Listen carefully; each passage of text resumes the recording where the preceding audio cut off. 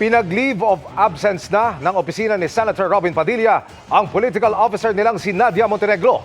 Ito'y hanggang matapos ang investigasyon ukol sa suspetsa na may nagmariwana sa loob ng isang palikuran sa Senado. Pinayuhan na rin daw na magpa-drug test ang aktres. Nakatutok si Mark Salazar.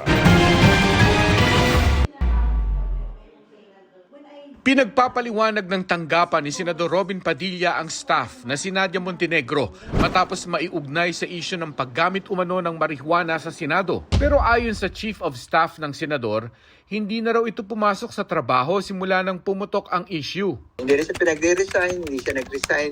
We are still waiting. Di ba she was given po 5 days to... 5 days of Martes.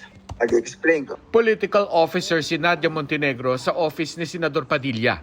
Ayon sa incident report ng Senate Sergeant at Arms, inireport sa kanila na may naamoy daw na tila marijuana sa ladies' room sa 5th floor ng Senate building.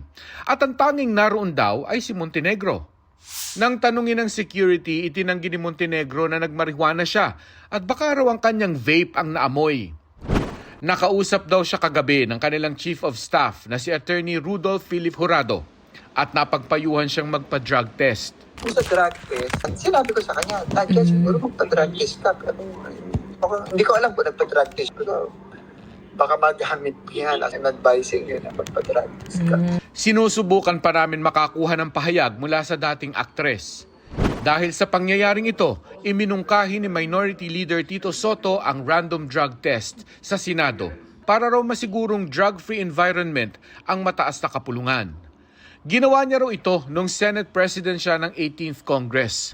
Hinihinga namin ng pahayag si Senate President Chis Escudero pero nauna na niyang iniutos na imbestigahan ang insidente. Para sa GMA Integrated News, Mark Salazar, Nakatutok, 24 Oras.